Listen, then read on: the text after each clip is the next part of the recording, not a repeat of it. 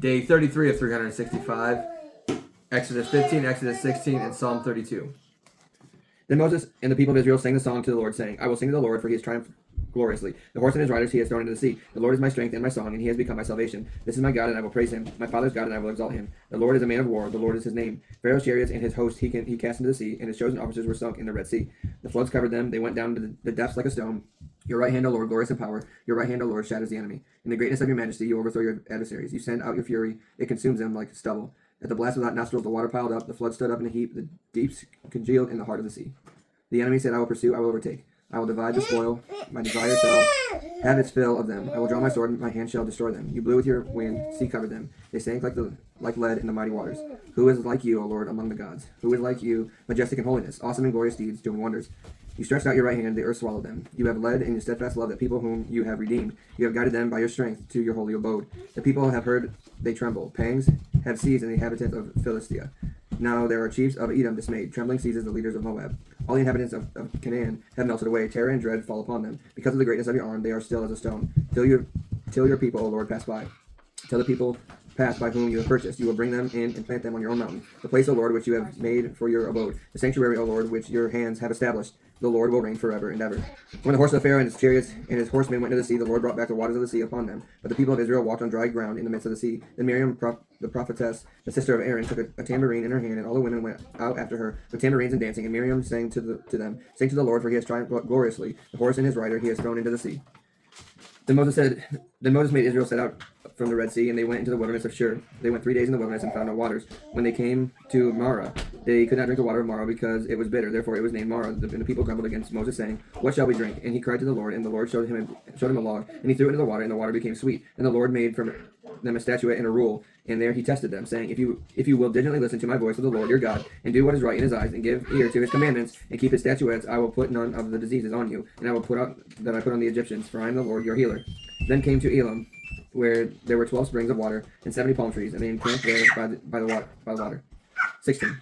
They set off from Elam, and the congregation of the people of Israel came to the wilderness of Sin, which is between Elam and Sinai, on the 15th day of the 2nd month after they had departed from the land of Egypt. And the whole congregation of the people of Israel grumbled against Moses and Aaron in the wilderness. And the people of Israel said to them, Would that we had died by the hand of the Lord in the land of Egypt, when he sat by the meat pots and ate bread in the full, for you have brought us out of the wilderness to kill this whole assembly with hunger. And the Lord said to Moses, Behold, I am about to rain bread from heaven for you, and the people shall go out and gather a day's portion every day, that I may test them, whether they will walk in my law or not. On the 6th day, when they prepare what they bring in, it will be twice as much as they gather daily. So Moses and Aaron said to all the people of Israel, At evening you shall know that it is the Lord who brought you out of the land of Egypt, and in the morning you shall see the glory of the Lord, because he has heard your grumbling against the Lord. For what are we that you are grumbling against us? And Moses said, When the Lord gives you in the evening meat to eat, and in the morning bread to the full, because the Lord has heard your grumbling, that you grumble against him, what are we? Your grumbling is not against us, but against the Lord.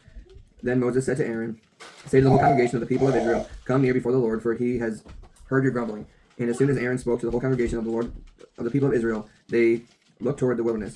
And behold, the glory of the Lord appeared in a cloud. And the Lord said to Moses, I have heard the grumbling of the people of Israel. Say to them, At twilight you shall eat the meat, and in the morning you shall be filled with bread. Then you shall know that I am the Lord your God. In the evening quail came up and covered the camp, and in the morning dew lay around the camp. And when the dew had gone up, there was a face in the wilderness, a fine flake-like thing, fine as frost on the ground. When the people of Israel saw it, they said to one another, What is it? For they did not know what it was. And Moses said to them, It is the bread, and the Lord has given to eat.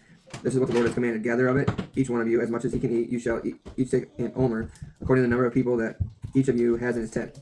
And the people of Israel did so. They gathered some more, some less. But when they measured it with an omer, whoever gathered much had nothing left over, and whoever gathered little had no lack. Each of them gathered as much as he could eat. And Moses said to them, Let no one leave any of it over till the morning. But they did not listen to Moses. Some left a part of it in the morning, and it bred worms and stank. And Moses was angry with them. Morning by morning they gathered it, each as much as they could eat. But when the sun grew hot, it melted. On the 6th day they gathered twice as much bread, 2 omers each. And when all the leaders of the congregation came and told Moses, he said to them, This is what the Lord has commanded. Tomorrow is a day of solemn rest, a holy Sabbath to the Lord. Bake what you will, and boil what you will boil, and all that is left over lay aside to be kept till the morning. So they laid it aside until the morning, as Moses commanded them, and it did not stink, and there were no worms in it. Moses said, Eat it today, for today is the Sabbath to the Lord. Today you will not find it in the field. 6 days you shall gather, but on the 7th day, which is Sabbath, there will be none. On the 7th day some of the people went out to gather, but they found none. And the Lord said to Moses, How long will you refuse to keep my commandments and laws?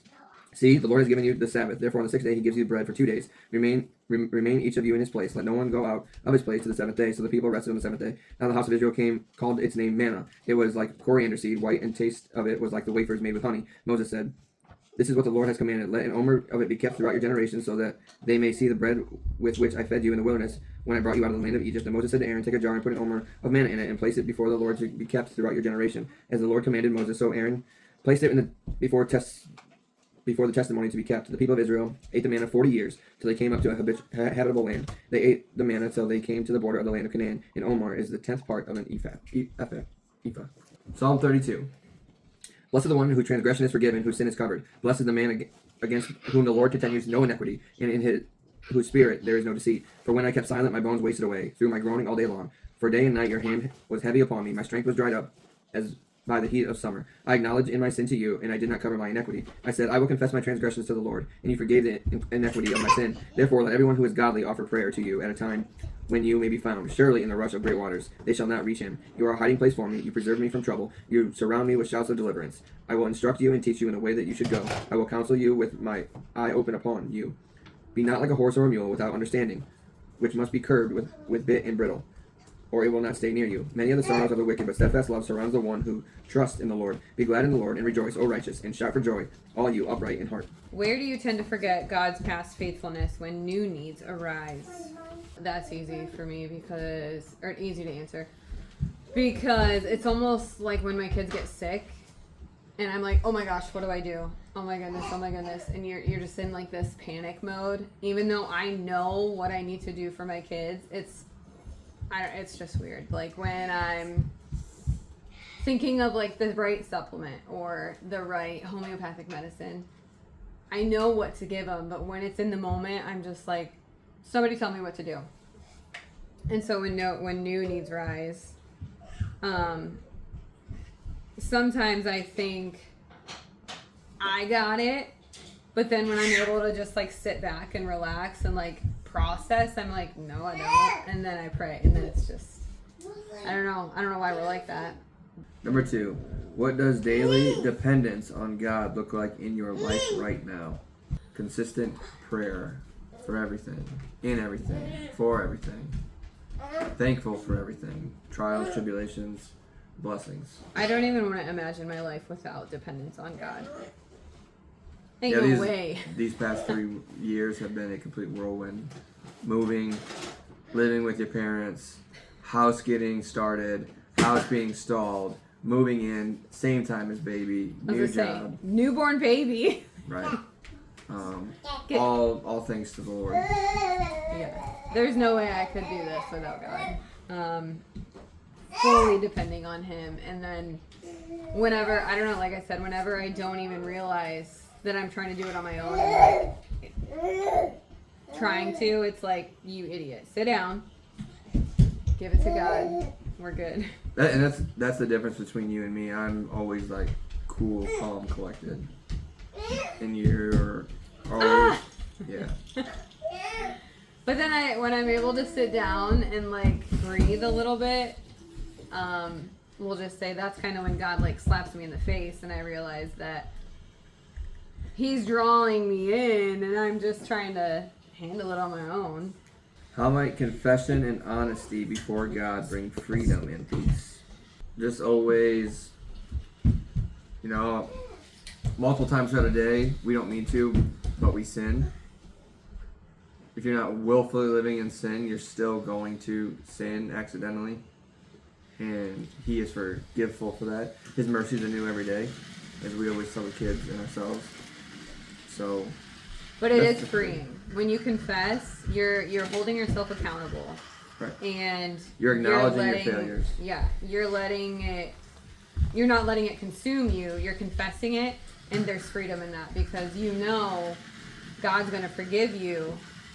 And while, like I said, you're holding yourself accountable, you're able to let it go after that because He's not going to hold you. He's not going to hold that to you anymore. It's done. It's over with. You ask for forgiveness. You repent, and you go on. It's like a fresh slate. Mm-hmm. Pray for a heart that responds to conviction with humility and openness. That's it for day 33. Peace.